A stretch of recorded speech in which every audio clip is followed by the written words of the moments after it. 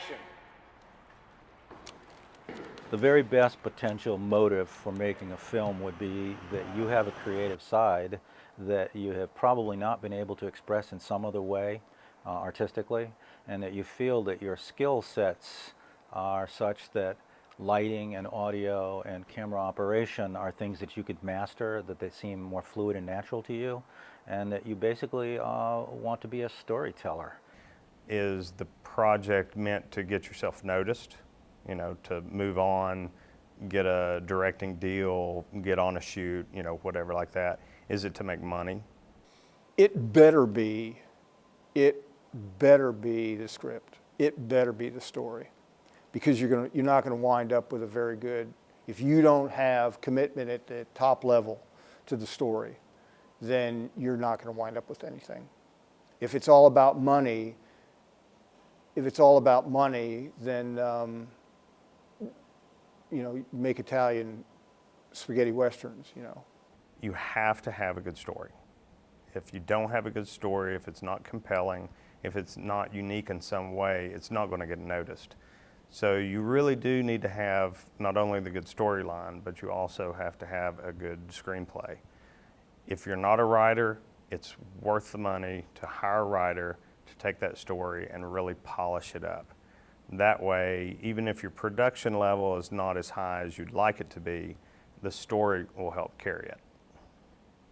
I've written 4 or 5 complete scripts in my life, but never looked at it and said, I can do this, I can film this, this will be good, this won't be total crap, I can actually achieve this. It's very doable, and it was probably the best idea I've had.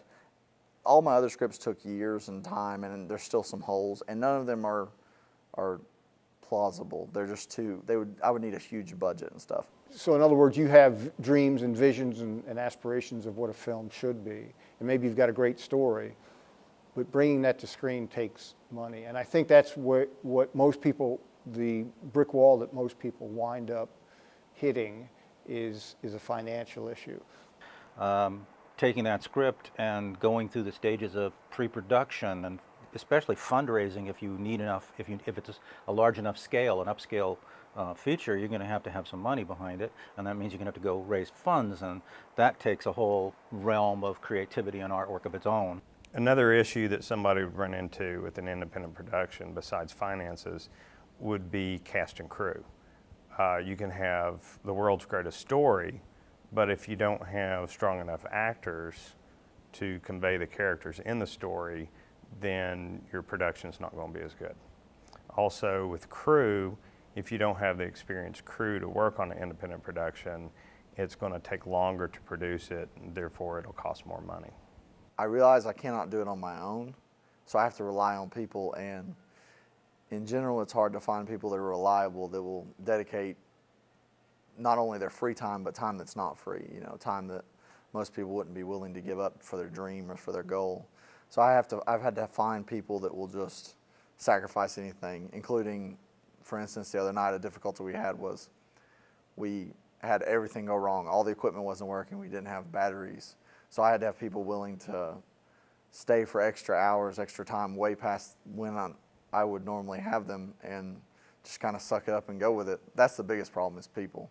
But and that in the future, that's what it's going to be, is keeping people on task, because it's a 2-month-long project. So keeping someone focused on the end goal instead of just giving up when something goes wrong, that's the future. That's the problem I guess we'll have. I think the actors are huge in the equation, and the portrayal of people. And that's typically what most of the stories are about, are people. So you have to have quality actors to portray the human side of the story that you're telling. And again, you can get by with maybe not the greatest equipment, but if you've got strong acting and the story just really jumps off the screen, then maybe the equipment isn't so important. If it was going to be something a little bit more high concept, monster movie, you know, you're going to need to find a good special effects person. It really kind of depends on what the story is and where the story needs that padding. The French have a term for the person who wants to make an entire movie pretty much by themselves. They call it the auteur, which is author. But what they mean by that is they want to author it, they want to stage it, they want to shoot it, they want to light it, they want to record it, they want to act in it, or have their hands on every aspect of it and be in total control. And control, as we know, is an illusion. You can't control much of anything in life, certainly not everything. So initially I tried to find someone dependable. Then I ultimately realized that the main character is a college kid, and a college guy that's dependable was really hard to find. So I had no desire to play the main part. I just wanted to direct. But I came to the realization that if I am the main character, the movie will get finished regardless.